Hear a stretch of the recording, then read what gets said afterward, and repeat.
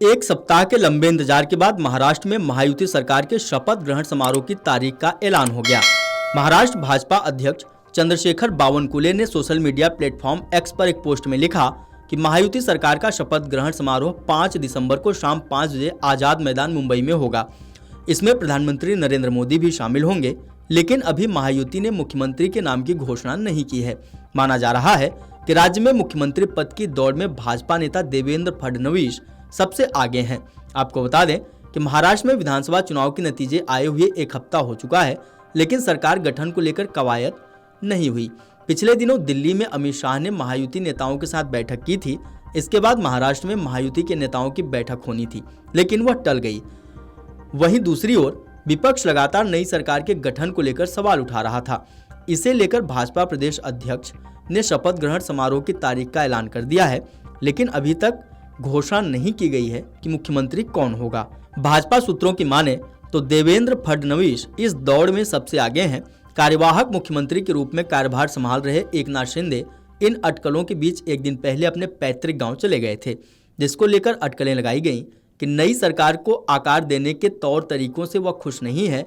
उनके एक सहयोगी ने बताया कि वह बीमार हैं। उन्होंने बताया कि शिंदे को तेज बुखार है। आपको बता दें कि महाराष्ट्र के कार्यवाहक मुख्यमंत्री एकनाथ शिंदे नई सरकार में संभवतः डिप्टी सीएम नहीं बनेंगे। शिंदे के करीबी विधायक संजय सिरसाट ने बृहस्पतिवार को यह बात कही थी, लेकिन उन्होंने संभावना जताई थी कि पार्टी प्रमुख शिंदे मंत्रिमंडल में शामिल हो सकते हैं। वहीं एकनाथ शिंदे के पुत्र सांसद श्रीकांत शिंदे ने अपने पिता पर गर्व जताया था। उन्होंने कहा था कि मेरे पिता ने व्यक्तिगत महत्वाकांक्षा को दरकिनार करते हुए गठबंधन धर्म का पालन करने का बेहतरीन उदाहरण पेश किया है।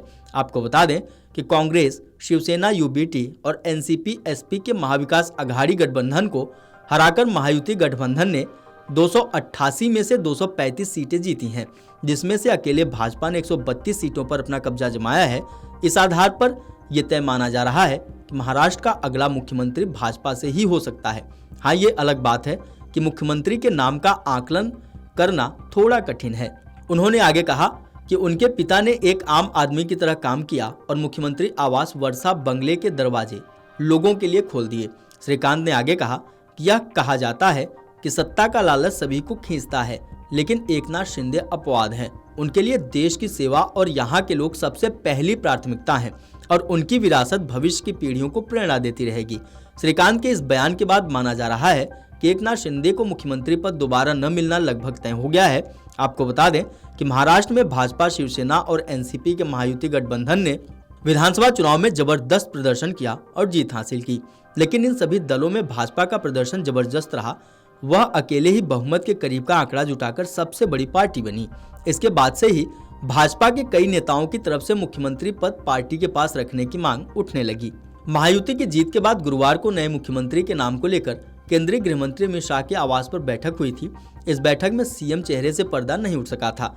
इसके लिए मुंबई में एक और बैठक होने की बात कही गई थी, लेकिन वह बैठक टल गई। महाराष्ट्र की राजनीति में चल रही इसी उथल पुथल के बीच एकनाथ शिंदे का अपने गाँव जाना सुर्खियों में रहा।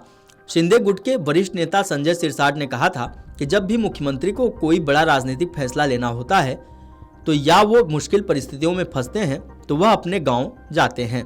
सिरसाट ने आगे कहा था कि जब भी कोई राजकीय पेच आता है या उन्हें सोचने के लिए समय चाहिए होता है तो वह अपने गांव को प्राथमिकता देते हैं। वहां न उनका मोबाइल लगता है, न उनसे संपर्क हो पाता है। शांति से विचार कर वह वहां से बड़ा निर्णय लेकर लौटते हैं। सिरसाट की माने तो एकनाथ शिंदे इस समय अपने गांव में हैं और शनिवार शाम तक किसी बड़े फैसले को लेने की बात कही गई थी, लेकिन अभी तक ऐसा नहीं हुआ। अब देखना यह होगा कि 5 दिसंबर को महाराष्ट्र के नए मुख्यमंत्री के तौर पर कौन सा नेता शपथ ले रहा है। वीडियो डेस्क अमरउजाला.com। अगर आप ये वीडियो YouTube पर देख रहे हैं तो हमारे चैनल को सब्सक्राइब कर बेल आइकन दबाएं और Facebook पर देख रहे हैं तो हमारे पेज को लाइक करें। 8 मिलियन प्लस सब्सक्राइबर, आपके इस भरोसे के लिए बहुत धन्यवाद।